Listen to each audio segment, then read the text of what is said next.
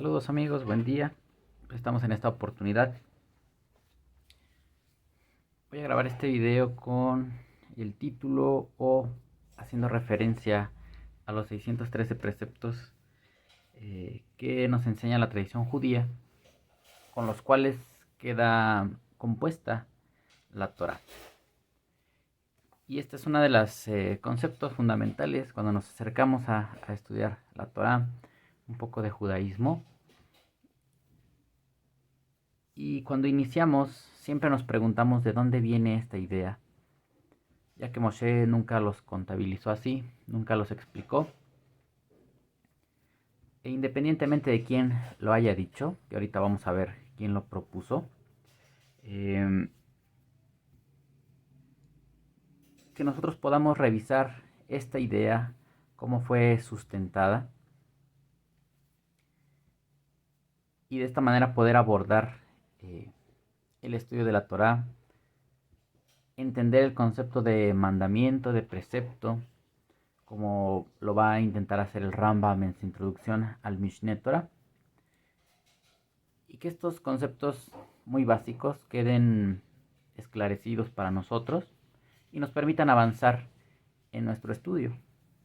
Muchas personas cuando inician se preguntan esto en algunos círculos religiosos o de exposición de este conocimiento. Les llegan a recomendar que no estudien la Torá, que los 613 preceptos son para los judíos.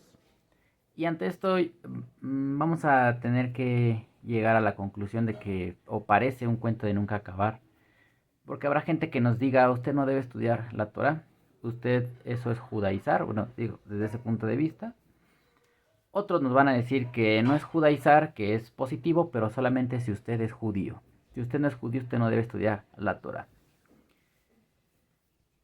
La decisión o el criterio que yo me he formado a lo largo de los años es que a mí para nada me hace daño estudiar los preceptos de la Torá. Estudiarlos, analizarlos, saber cómo ellos percibían a Dios desde la antigüedad, desde el momento en que se escribió la Torá, cómo la vivió Moshe y su pueblo, cómo pudieron haberla vivido los patriarcas sin que haya sido escrita, pero la Torá es la voluntad de Dios. Es la que sostiene el mundo, son ideas, son conceptos muy bonitos que a muchos nos gusta defender y exponer. Así visualizamos el mundo. La Torá son las leyes de Dios que rigen el mundo y son las que lo sostienen. Llegó el punto, el momento en el que Moshe lo escribió, todo eso lo entendió, o mucho de ello lo entendió, y buscó la forma de dejarlo por escrito, y es lo que hoy denominamos la Torá escrita. Y ante ello, o alrededor de ella, surge una tradición, toda una identidad que tal vez nosotros, los de las naciones, no la vamos a entender. Y hasta cierto punto tal vez ni la vamos a necesitar, porque no tenemos una vida de judíos. Pero cuando leemos la Torá sentimos que a través de ella conocemos la voluntad de Dios. Un tipo de pensamientos más elevados que los que comúnmente puede generar cualquier humano. En este estudio, que bueno, tendrá por título algo así como los 613 preceptos, su origen, donde se propuso esta idea, vamos a abordar esta hoja del Tratado Makot, donde viene la referencia o donde parece que surge este concepto a través de los maestros del Talmud, o queda plasmado en este tratado. Vamos a observar también el libro de los preceptos, Sefer HaMitzvot, del Rambam, que es la edición que constantemente yo me mantengo estudiando. Este es el tomo 1 de los preceptos positivos. Aquí ya está dividido. ¿Y por qué los dividió el Rambam? Porque en el Talmud él aprendió o leyó esa propuesta. Le pareció coherente y entonces se llevó o le nació la intención de ponerlos por escrito, hacer la cuenta. Una cosa es que te digan que la Torah se compone de 613 preceptos y cómo se llega a ese número. Y la otra es que estén contabilizados. Ese es el gran reto que ha habido a lo largo de la historia del judaísmo, bueno, desde que apareció esta sentencia, porque digamos que en el tiempo de Moshe nadie sabía que eran 613 preceptos, o al menos nadie lo dijo. En la época del rey David, de Salomón, de los reyes de Israel, tampoco nadie lo dijo. Para los que estudiamos alguna vez cristianismo, o algunos que puedan estar viendo este video que son de raíces hebreas, de grupos mesiánicos, tampoco en los textos que conocemos como el Nuevo Testamento, Brit Hadashah, tampoco nadie dijo que la Torah se compone de 613 preceptos. Bueno, ya que surgió esa idea, entonces eso trae la necesidad de que alguien los contara. Y hubo algunos intentos, pero no es tan fácil porque se debió tener también una especie de reglas con las cuales contarlos y no estarlos repitiendo, porque hay preceptos o hay sentencias que se repiten en la Torah y ante ellas, ¿qué haces? Puede ser que cambien una o dos palabras, pero en general son lo mismo. ¿Qué hay que hacer con esos preceptos? ¿Se deben duplicar? ¿Son dos preceptos diferentes o son lo mismo? Ponemos un ejemplo rápido. Tenemos el caso del Shabbat, donde en uno de los textos dice recordarás el día de Shabbat, y en el otro dice guardarás el día de Shabbat. Cambia una palabra. Eso de recordar es una cosa, es un tipo de acción, y guardarlo es otro tipo de acción. ¿Eso significa que son dos mandamientos diferentes o es el mismo? Ahí surgió una pregunta. Bueno, para iniciar, antes de pasar al Talmud, porque ¿cómo supe yo que en el Talmud estaba? Y curiosamente el tratado talmúdico que tengo es justamente ese. Digo, cuando me lo obsequiaron, que acudimos a la librería judía, me gustó ese tratado. Dije, es el de los castigos, el de los azotes. Yo quiero aprender cómo es esa mecánica, todo ese método del judaísmo en el que se ejercen los castigos, la justicia a los infractores de la Torah, de los preceptos. Y curiosamente, en el orden que estableció el Rambam, que para ello hay toda una metodología, a mí me gustaría hacer esta serie, pero es una introducción bastante larga, para poder llegar a la contabilización, al menos como él la racionalizó. Ahí justamente encontré esta referencia al Tratado Makot, aunque veo un detalle, ahorita lo vamos a notar, que las citas como están ordenadas aquí en esta edición de la editorial Quejot no corresponden a esta numeración de capítulos del Talmud de la edición Tashema. No sé si son errores humanos o haya alguna otra forma de dividir los tratados del Talmud, haya otra forma de contabilizar los capítulos. Tengo esa interrogante, no tengo otra edición del Talmud como para confirmarlo. A lo mejor ustedes tienen ese dato, me puedan ayudar. Si no, al menos lo importante es que encontré la cita, tal cual. Unas hojas de diferencia nada más. Bueno, el primer precepto que coloca el Rambam en los preceptos positivos y también en el aspecto negativo tiene su contraparte, pero digamos que iniciamos aquí. En el precepto número 1 es creer en Dios, Emunat Hashem. Esta es una forma como de traducirlo, tener firmeza en Hashem. ¿Firmeza en qué? En que Él existe, en que Él es. Literalmente, el Rambam escribe en su libro en hebreo, dice saber que Dios existe, no dice creer. Alguna vez ya les mencioné esta diferencia. La gente, y sobre todo en la forma en cómo se utiliza la palabra creer en nuestras sociedades, es la idea que tú te quieres formar, tú la defiendes, y eso es lo que tú crees. Puede ser que sea verdad o no, pero tú crees algo. Esa es la connotación que tiene esa palabra. Y el Rambam inteligentemente puso en el texto en hebreo que está en el Mishneh Torah, saber que Dios existe. Para ser más específicos en este video, bueno, quiero que sea lo suficientemente claro. Aquí está la relación, cómo empieza el Rambam en el Mishneh Torah a hacer su contabilización antes de publicar el Sefer HaMitzvot, el libro de los preceptos. Primero quiso publicar la numeración en el Mishneh Torah. Entonces aquí tenemos el precepto 1 y el primero de los preceptos positivos es saber que Dios existe, como expone: yo soy Hashem tu Elohim. Esto está en hebreo de la siguiente manera, dice: mitzvat rishonah, mi mitzvot hace. La primera mitzvah de los mitzvot que se hacen, que son de acción o positivos, aquí está el término, le da sheyesh sham Eloah. Saber, no dice creer, sino dice saber que hay allí un Eloah, ¿no? Que existe un Dios. Shenemar, conforme dice, o de acuerdo a como dice, Anoji Hashem Eloheja, yo soy Hashem tu Dios.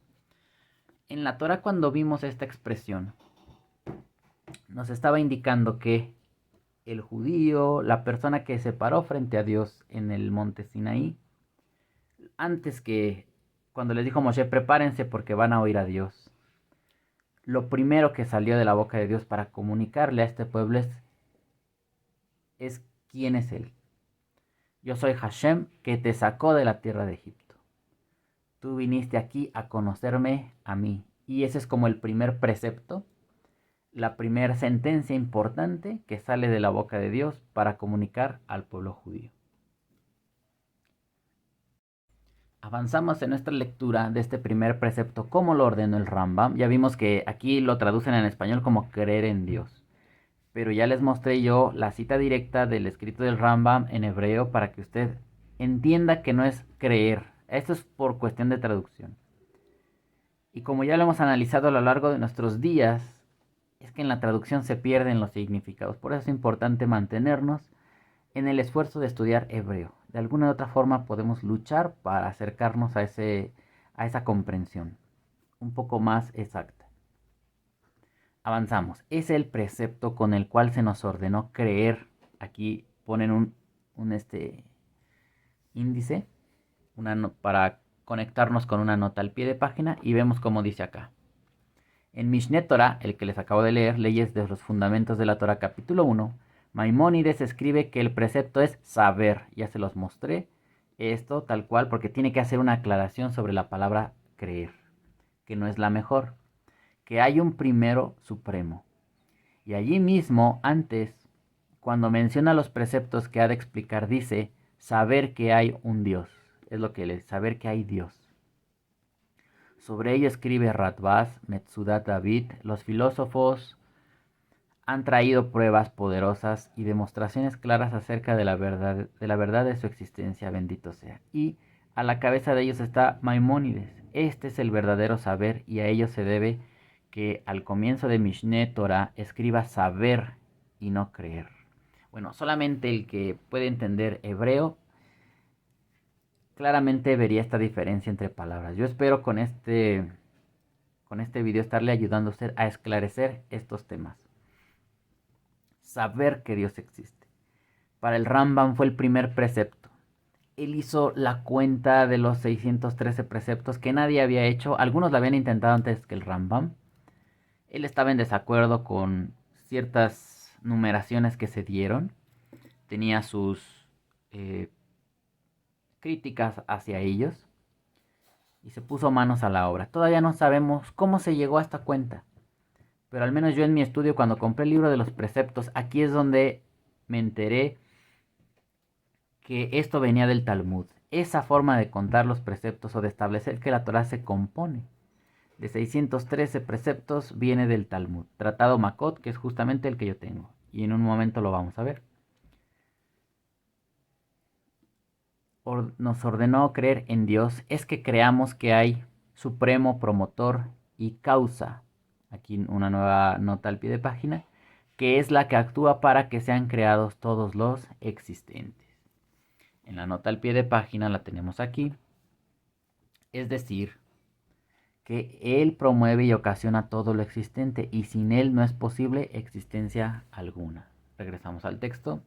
En la Gemara, fíjense cómo dice, tratado, en la Gemara Talmud, tratado de Makot, nota al pie de página, el número 4 dice página 23a. Y yo aquí tengo Makot 23b. Cambia un poco. No fue tan precisa la nota, pero para eso estamos, para estudiar los libros también tienen errores, o solamente que obedezca a otro tipo de formato del Talmud que no es el que yo tengo. De no ser así, entonces estamos ante un error de edición, una imprecisión ahí. Pero bueno, ya tenemos la cita, ahorita la leemos. Tratado de Makot, dijeron, a Moisés le fueron dichos en Sinaí Tariach. La palabra Tariach se compone de letras que, como ustedes saben, en hebreo cada letra significa un número o representa un número. Tariach suman esas letras el 613. Dichos en Sinaí, Tariach, preceptos, 613 preceptos. ¿Cuál es el versículo del que se aprende? Torah nos enseñó, nos ordenó Moisés. Acá tenemos unas notas al pie de página, que es la número 6. Dice, el valor numérico de Torah es 611. Y la nota número 7 nos dice, Deuteronomio, Besot Haberajá, 33.4. Ahí es donde se indica esta sentencia, Torah nos ordenó Moshe. ¿Y qué hacen los maestros del Talmud? Pues si la palabra Torah vale 611, yo podría deducir que de este término, de esta composición de letras, la Torah misma, de ahí puedo deducir que ya se compone de 611 preceptos, 611 órdenes que da Moshe al pueblo judío. Pero alguien completó más la idea, porque es decir, el valor numérico de Torah. Y sobre esto preguntaron y dijeron, Torah en valor numérico, ¿cómo es? 611. Y vino la respuesta, yo soy el Señor tu Dios, y no tendrás para ti. Los hemos escuchado en boca del Todopoderoso mismo. Este es parte del análisis que viene en la Gemara. En un momento lo vamos a leer en el Talmud. Pero solamente cuando usted compra este libro, si usted lo tiene a su alcance, usted se va a encontrar la información así, sintetizada, concretada, sin la necesidad de tener que ir al Talmud. Lo bueno es que nosotros lo tenemos y lo vamos a revisar. Pero la idea es esta. Si la palabra Torah vale 611, alguien dijo, pero hubo otros dos preceptos, otras dos palabras que Dios dijo directamente al pueblo judío, que no precisamente las aprendieron por la escritura de la Torah. Las aprendieron directamente de Dios. Esos preceptos hay que añadírselos, hay que agregárselos a este número 611. Entonces ya tendríamos que la Torah se compone de 613 preceptos. Así es como se construyó esta idea fundamental en el judaísmo, en el estudio de la Torah, que de alguna u otra manera también nosotros pues nos influye, porque es la forma en que ha dispuesto el pueblo judío su conocimiento, y nosotros que venimos de fuera encontramos este sistema de estudio de la Torah. Seguimos. Se te ha explicado pues que yo soy el Señor se incluye en los 613 preceptos y es ordenanza creer en Dios, como hemos explicado. O sea, saber que Dios existe. Y ahí termina, referente al primer precepto. Ahora sí, vamos al Talmud. Tenemos entonces, como les había dicho, la hoja 23b. Les voy a mostrar aquí la hoja tal cual del Talmud. Sería esta seccioncita que está entre los corchetes, la que nos van a traducir acá. Vamos a pasar. Aquí, tratar de acomodarme, a ver si puedo ampliar un poquito. Ahí está. Dice aquí, a raíz de las dificultades expuestas por Raba, la Gemara concluye. Más bien Rafa Eleazar supo por tradición oral que el Espíritu Divino apareció en esos tres tribunales y no se basó en los versículos. Bueno, esto viene de un tema anterior, lo revisé así muy por encimita porque es el final de Makot. Nosotros estamos en el principio. Nada más lo revisé de repente que alguien proponía que en los tribunales para juzgar a las personas, ahí estaba la Ruach de Elohim. Y alguien pedía como, pues sí, pero demuéstralo con la Torah. No porque tú nos digas que aquí está la Ruach de Elohim, es eso, sino de dónde te basas para decir que la Ruach de Elohim está en los tribunales de justicia. Bueno, era un tema por ahí que traían y continuamos. Dice, una vez que la Mishnah enseñó en nombre de Rav Hanania ben Akashia que Hashem le dio a Israel la Torah, las mitzvot en abundancia, la Gemara especifica cuántas son las mitzvot que hay.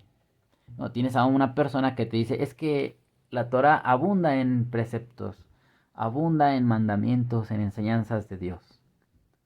Y alguien con una perspicacia habrá dicho, oiga, o con una curiosidad, oiga, y habrá la manera de saber cuántas son. La Gemara especifica cuántas son las mitzvot que hay.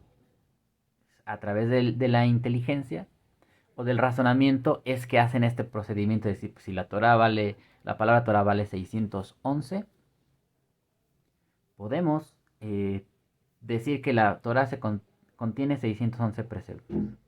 Y alguien dijo, pero faltan dos que Dios dijo directamente al pueblo judío. Ah, pues se los agregamos. Entonces son 613 preceptos los que componen la Torah. Vamos a ver cómo es lo que relatan aquí. Dice, enseñó Rav Simlai.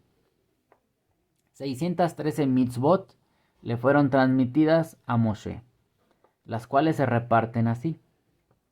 Aquí nos viene el texto en arameo, hebreo arameo, dice 365 mitzvot lotase, como el número de los días del año solar, y 248 mitzvot hace, en paralelo a los miembros de una persona. Esta es la primera idealización o racionalización de la composición de la Torah. Si está compuesta por 613 preceptos, establecieron un número. Uno de ellos debe ser 365, como los días del año. Y otro 248, como los órganos que hay en el cuerpo. Estas ideas se pueden, yo creo que, someter a revisión. No sé si a través de la medicina, ahora que ya está más avanzada, haya una cuenta, no lo he podido revisar. Y quizás no sé si lo haya hecho la ciencia ya, la ciencia médica. Que haya una cuenta oficial de cuántos órganos tiene el cuerpo del hombre.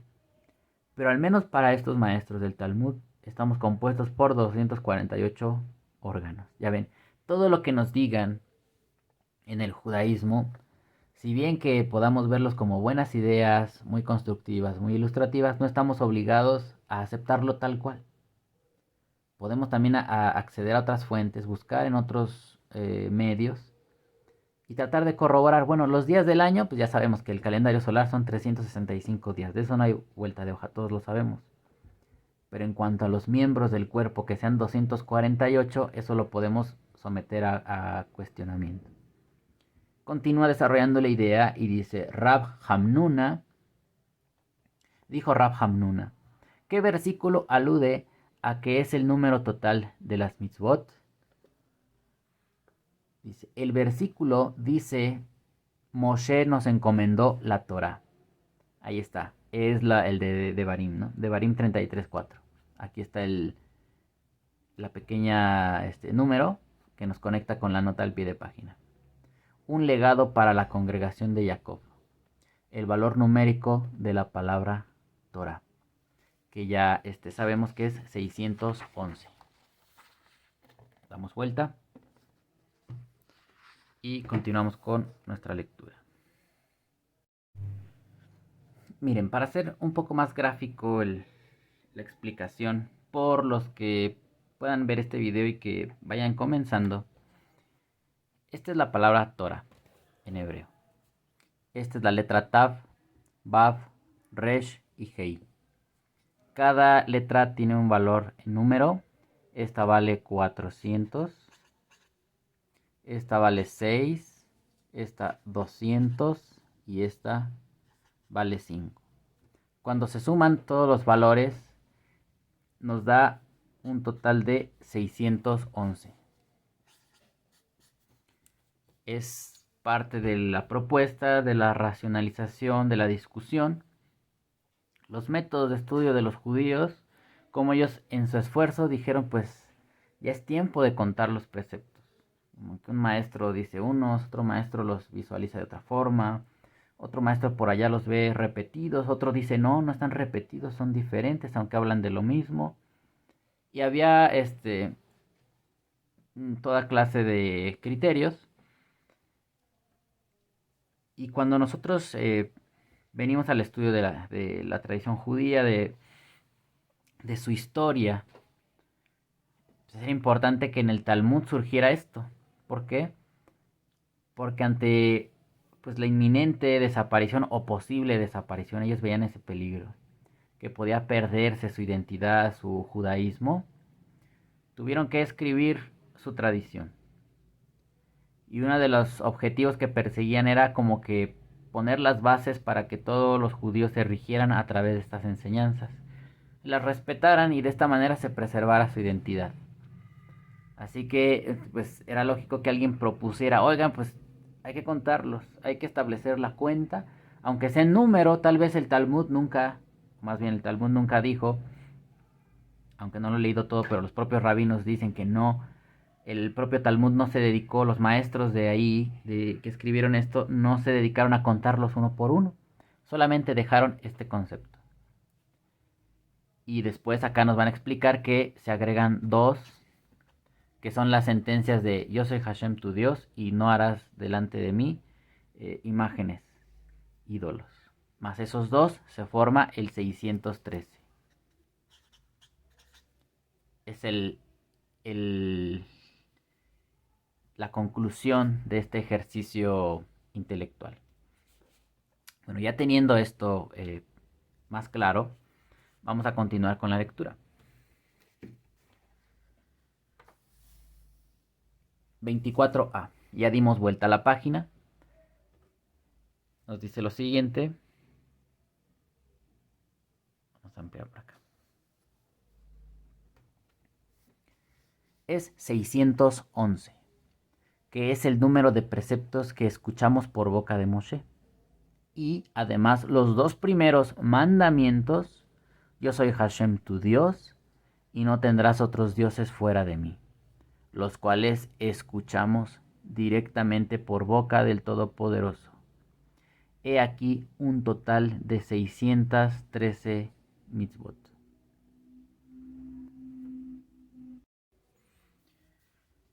Bien. A continuación dice, la Gemara enseña que conforme las generaciones se iban degradando, los profetas sintetizaron las 613 mitzvot en un número cada vez más pequeño.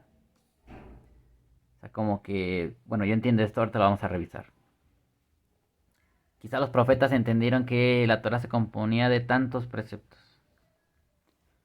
Pero si ves que tu pueblo está decayendo en espiritualidad, ¿qué posibilidad tienes o hay de que esa gente guarde tantos preceptos? Como si se redujera a ciertas acciones muy básicas para poder establecer que esa gente guarda toda la Torah. Me suena esa idea. Como cuando lo hemos visto en otras ocasiones, un poco de esta idea puede verse cuando en el judaísmo se indica a los gentiles o a los no ágidas, como también se clasifica a aquellos que estudian la Torah entre las naciones, que nosotros debemos estudiar y llevar a cabo solamente 7 preceptos. Como diciendo, pues la espiritualidad de ustedes es muy baja, ¿no? No aguantarían o no podrían alcanzar tanto. Mientras que el judío, que se asume que él es practicante de todo, desde niño es instruido, que tiene un medio, un ambiente favorable a la Torah, pues puede llevar a cabo más preceptos que nosotros. Tiene lógica la idea, sin embargo yo siento que no nos priva de que estudiemos la Torah.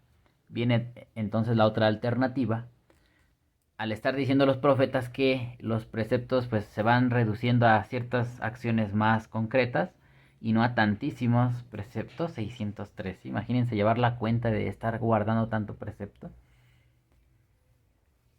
Al momento de, como hemos encontrado frases recientemente en nuestro estudio del Tania, donde nos dice, el estudio de la Torah es equivalente a guardar todos los preceptos. Casi se sintetiza en uno solo. O cuando nos dicen que el guardar Shabbat es sinónimo de guardar toda la Torah. Yo siento que por ahí va la lógica de esto. Después de esta frase que tenemos acá, dice, se sintetizaron las 613 mitzvot en un número cada vez más pequeño. Como diciendo, pues si el que no miente, o el que guarda, como dice acá, el que guarda su lengua del mal o de calumniar, está cumpliendo bastantes preceptos con esa simple acción. Fueron haciendo esa labor de síntesis. Puede ser que a algunos le agrade y a otros no. Dice acá, señal mnemotécnica DMSHMKSK. Tiene una explicación. No voy a trasladar la cámara hacia la nota al pie de página, pero usted escuche. Estas siglas aluden, según el comentario de Labnatseach le David, a los nombres de los profetas y de una morá que la Gemara menciona a continuación. DM, o sea, estas dos letras es David Malkenu, nuestro rey, David nuestro rey. SH aluden a Yeshaía, a Isaías, ¿no? La M a Mijá, a Miqueas, y la K alude a Habacuc. La K a Habacuc, podría ser una J, ¿no? Habacuc, bueno, ahí dice. Y la S a Amos. Y finalmente K a Rabino Nachman Bar Itzhak, la última letra K. Alguien explicó que ese es el significado de esto, que aparece en el Talmud. Continuamos, dice, vino el rey David, sintetizó los fundamentos de las mitzvot y las estableció en 11. Nota al pie de página número 4, dice, ello no significa que David les exentó del cumplimiento del resto de las mitzvot, sino que estableció que la persona debe esforzarse especialmente en esos fundamentos y a través de ellos llegará al cumplimiento de todas las mitzvot. Véanse los comentarios del Aruch Laner, del Maharal y del Jafet Haim en su libro Homat Hatat. Es prácticamente lo que yo les estaba diciendo. Algunos profetas pues veían la necesidad de su pueblo. No todos nos caracterizamos por ser tan estudiosos y meticulosos. Al grueso de la población le tienes que ofrecer ciertas órdenes o preceptos que engloben preceptos más pequeños dentro de esa acción. Era la labor que hacían los reyes o los profetas de decirles, oigan, pues denle caridad al huérfano. Y al enseñarles esa acción en específica, la gente estaba cumpliendo gran cúmulo de preceptos alrededor de ello, ¿no? Por ejemplo, yo para darle caridad a alguien, tengo que trabajar. No le voy a dar a alguien caridad si no trabajo. Entonces ya me estoy obligando, ya debo entender que yo debo ser alguien diligente y responsable para generar un ingreso y de esta forma poder dar caridad. ¿Me explico? Ahora, uno debe, para hacer esa simple acción, esto es como un ejemplo, pues limpiar su alma. No va a dar uno caridad para andar presumiendo por todo el mundo que uno da caridad. No es para ese objetivo. Es para cubrir una necesidad de tu prójimo. Y para eso la persona tiene que limpiar su alma, ser muy humilde, a pesar de que sea él quien esté ayudando a otros. Y se vea en cierto modo como superior a su prójimo que está en necesidad. Muchas cosas tiene que hacer alguien antes de poder dar caridad. Vamos a seguir. Dice, los estableció en 11. Pues está escrito, el número 5 dice en Salmo capítulo 15. Salmo de David, Hashem, ¿quién morará en tu tienda? ¿Quién residirá en tu monte sagrado? El que se encamina con honestidad y obra justicia y habla la verdad que tiene en su corazón. El que no calumnió con su lengua, no hizo mal a su prójimo, ni soportó la ofensa a su pariente. El que es aborrecido ante Hashem es despreciable en sus ojos. Mientras que a los temerosos de Hashem, él los honra. Jura para su perjuicio y aún así no cambia lo que dijo. Su dinero no lo ha dado con interés ni soborno para ir contra un inocente ha tomado. Ni soborno para ir contra un inocente ha tomado. El que hace esto no caerá jamás. La Gemara detalla estos 11 fundamentos. El que se encamina con honestidad, tamim, o sea, con integridad, de manera continua, alude a Abraham. Pues está escrito, marcha delante de mí y sé íntegro. Eso es lo que le dijo Dios a Abraham, sé íntegro, sé honesto, sé transparente. Obra con justicia, como por ejemplo Abba Hilkiyahu, que al ejercer como empleado asalariado no devolvía el saludo a sus semejantes para no hacerle perder al empleador el tiempo de trabajo.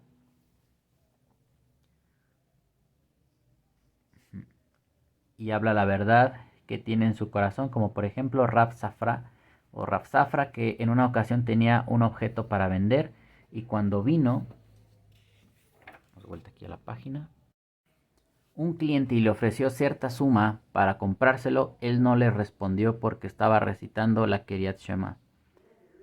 El cliente pensó que Rav Safra no quería vendérselo a ese precio y aumentó el monto. Cuando acabó, Rav Safra la Kriyat Shema le dijo al cliente, te lo vendo al primer precio que me ofreciste, pues en mi corazón sentí vendértelo a ese precio. Fíjense, aquí nos dan ejemplos de ese tipo de integridad. Está interesante la exposición del Talmud.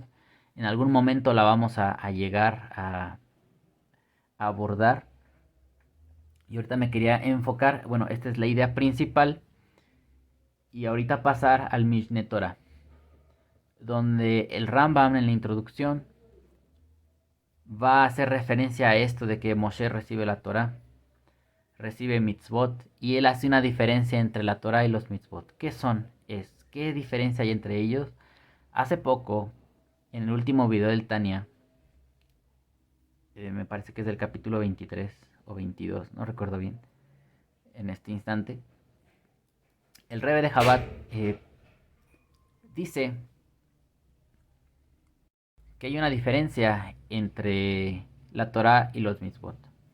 Para él, para su estudio, enfocado en el conocimiento místico o interior, dice que la Torah es la voluntad de Dios. Y la mitzvah es el órgano, es como lo que sustenta. Si la voluntad de Dios es hacer el bien a tu prójimo, esa es la voluntad de Dios. ¿En qué órgano va a descansar? ¿Cuántas formas hay de hacerle bien al prójimo? Pues visitándolo cuando está enfermo, aunque tal vez no sea una mitzvah como tal, no recuerdo que haya una que diga, pero es una forma de expresar ese bien al prójimo. La voluntad de Dios es hacerle bien al prójimo. ¿Qué puedes hacer? Compartir tu pan si él no tiene que comer. Darle de comer al pobre, al hambriento. La voluntad de Dios es hacer bien al prójimo. Si ves una viuda que está desprovista de su sustento, apoyar a la viuda, a los huérfanos y aquellas obras de justicia hacia el prójimo que hablaba Moshe y que pedían los profetas. Entonces, la voluntad, la Torah en sí misma es hacerle bien al prójimo. Y esa puede manifestarse en muchas maneras. Esos son los órganos. Esa es la diferencia que harían. Entonces, ahorita voy a pasar al Mishneh Torah para que nos traslademos hacia ese orden de ideas. Muy interesante la exposición del Talmud. Les dejo aquí, voy a agrandar un poquito la toma, por si ustedes quieren poner pausa a lo que ya no estamos o ya no voy a leer yo, por si ustedes quieren seguir leyendo el texto, en lo que pues nosotros, por la forma en que yo tengo posibilidad de exponer aquí, me tardaría un tiempo bastante largo en llegar acá. Pero les dejo esta hoja, pueden poner pausa e irla leyendo. Bien, ahora sí tenemos la introducción al Mishneh Torah. El Rambam aquí nos dice Hagdamá, que es la introducción, dice todos los preceptos que le fueron entregados de lo alto Moshe en Sinai fueron transmitidos con sus explicaciones, como expone. Te entregaré las tablas de piedra, la Torah y los preceptos. ¿Si alcanza usted a ver la lógica en esto? Voy a agrandar un poquito.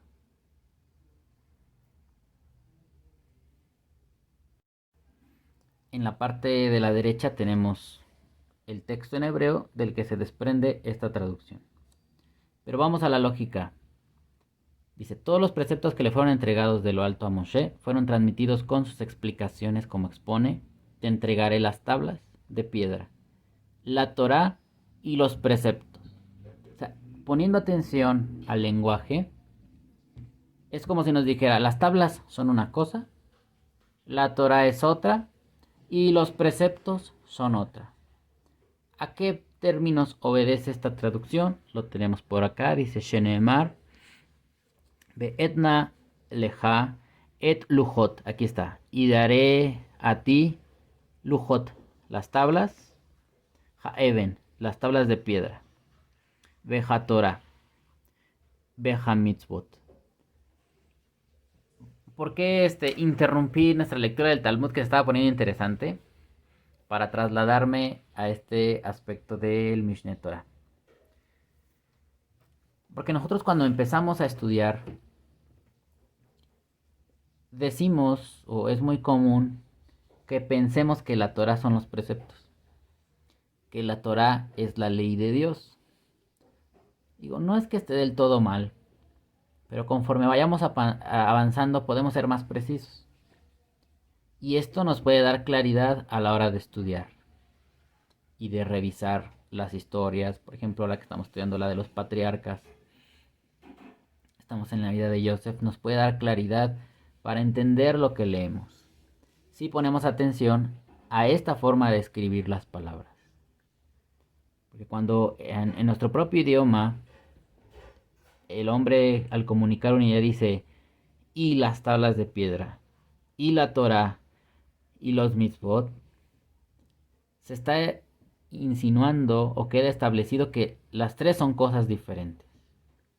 Si yo agarro esas tablas de piedra, las tablas de piedra son como el sustento o el material donde fue grabada la Torah, pero no es la Torah. La Torah entonces es otra cosa, y los mitzvot, veja mitzvot, son otra cosa. Ahora dice acá, la explicación: Hashem nos ordenó cumplir, la Torah es la Torah escrita, y los preceptos son su explicación. Aquí ya nos va dejando claramente cuál sería esa diferencia. La Torah es la Torah escrita y los preceptos son su explicación. Hashem nos ordenó cumplir con la Torah de acuerdo a los preceptos. Estos preceptos son lo que se denomina Torah oral. Es decir, la tradición transmitida desde lo alto a Moshe y luego de generación en generación. ¿Cómo se construye esta idea? ¿Con qué objetivo? Para darle sustento a la tradición judía.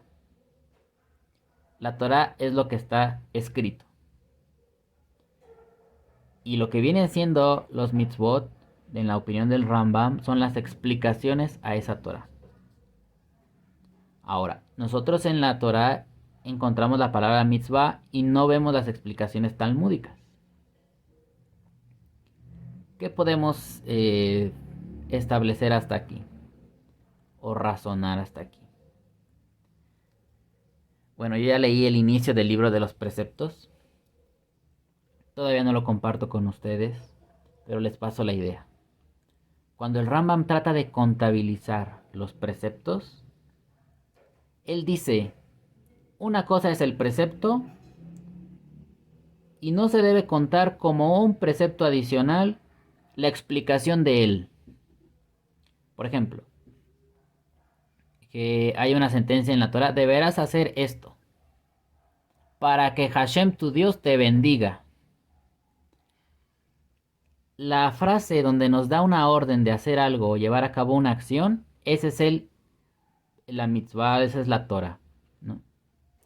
Y si nos ceñimos a esta explicación, la mitzvah sería la explicación para qué, con qué efecto, a qué obedece que yo haga eso, qué me va a resultar a mí. Para que te vaya bien. Hubo gente, por extraño que parezca, o al menos así lo deja ver el Rambam, que esa sentencia de para que te vaya bien también era para ellos un precepto, un mandamiento de la Torah. Y el Rambam decía, ¿cómo? Si a mí me dice, oye, cumple el precepto de para que te vaya bien, en la vida, para que tus días se alarguen, para que Hashem tu Dios te prospere. Ese precepto, ¿cómo lo hago? No es un precepto, es una explicación. O es una forma, o por ejemplo cuando le dice a los sacerdotes que deben hacer la mesa, a Betzalel y a Joliab dan esas órdenes, deben hacer la mesa y le da todas las especificaciones de cómo hacerlo. Había gente que pensaba que esas explicaciones de la madera la vas a recubrir con oro, le vas a poner unas argollas y esto y lo otro, también decían que eran preceptos de la Torah, como mandamientos. Y el Rambam decía, a ver, y un ciudadano común y corriente, ¿cómo va a cumplir eso de y pondrás la argollita en la esquina de la mesa? O le pondrás una especie de corona alrededor de todas las orillas de la mesa. ¿Eso qué clase de precepto es? No es un precepto, es una explicación, ¿no? O sea, hay que aprender como que a diferenciar estas cuestiones y el Rambam es muy meticuloso en estos asuntos. Seguimos adelante. Dice, la explicación Hashem nos ordenó cumplir. Otra vez, la Torah es la Torah escrita y los preceptos son su explicación. Hashem nos ordenó cumplir con la Torah de acuerdo a los preceptos. Estos preceptos son los que se denomina Torah oral. Moshe Rabenu, nuestro maestro, escribió toda la Torah de su propia mano antes de morir y le entregó un rollo de la Torah a cada tribu y otro rollo lo depositó en el arca como testimonio, como expone. Tomen este libro de la Torah y pónganlo junto al arca de la alianza de Hashem, su Elohim, para que quede allí como testigo para ustedes. Avanzamos. Pero el precepto, es decir, aquí lo vemos en el lado en hebreo, dice Vehamitzvot.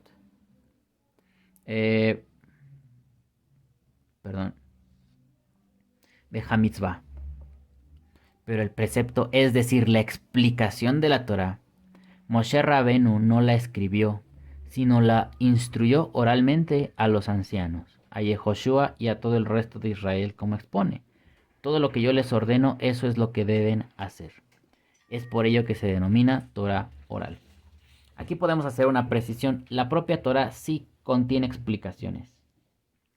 Solamente que la forma en cómo lo está enfocando el Rambam es para darle respaldo a la tradición oral del Talmud. Lo que vino a quedar escrito en el Talmud. Él trata de hacer esa distinción para también proteger la tradición oral que para muchos fue atacada, ¿no? En muchos círculos fue atacada la exposición del Talmud. No era aceptada por todos.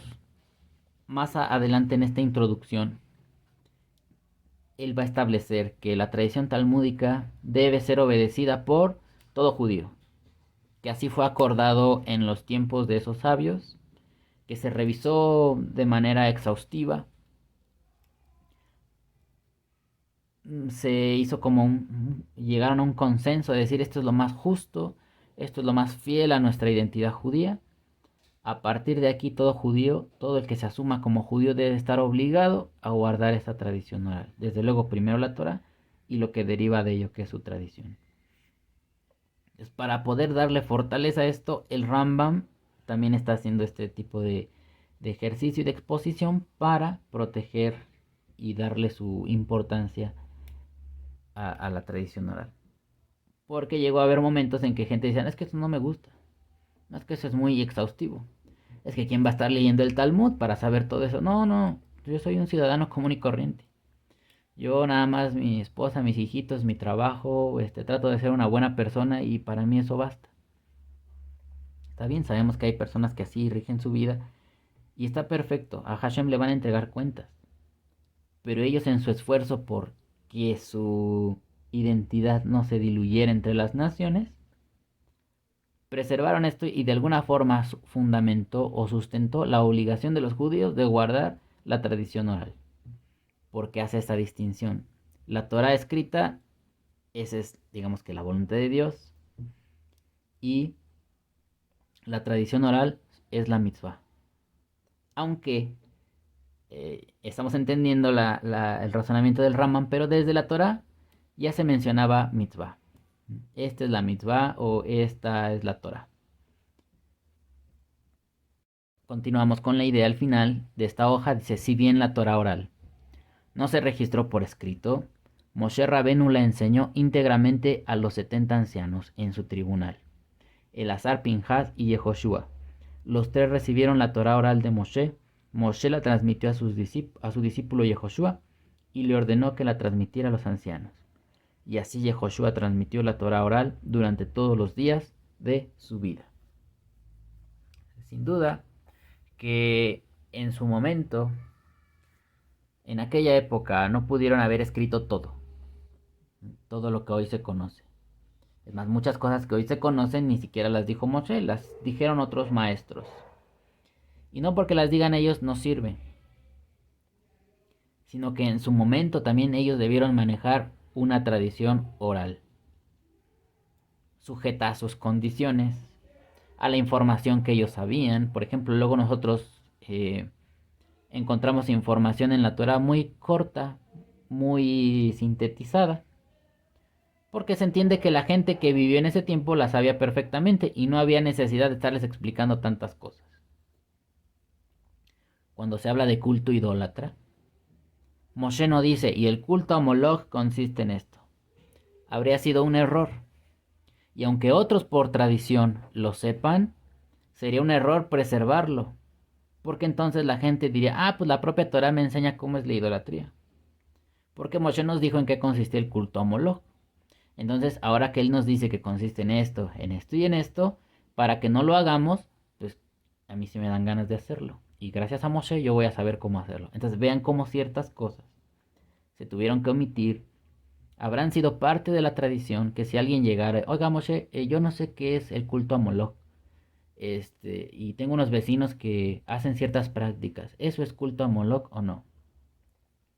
Y Moshe le tendría que explicar, el culto a Moloch es esto, ¿no? Pero personalmente, de manera oral, no por escrito, porque si no, esa información sería utilizada para que otros lo practicaran. Y no se trataba de eso. Como ven amigos, el estudio de la Torah es muy extenso, es muy profundo y pues yo les sigo animando a que continuemos avanzando. Este fue un pequeño esfuerzo por explicar a ustedes, por exponer cómo surgió el concepto de los 613 preceptos de la Torah. Y gracias por su atención amigos, sigamos siendo libres para estudiar la Torah. Hasta pronto.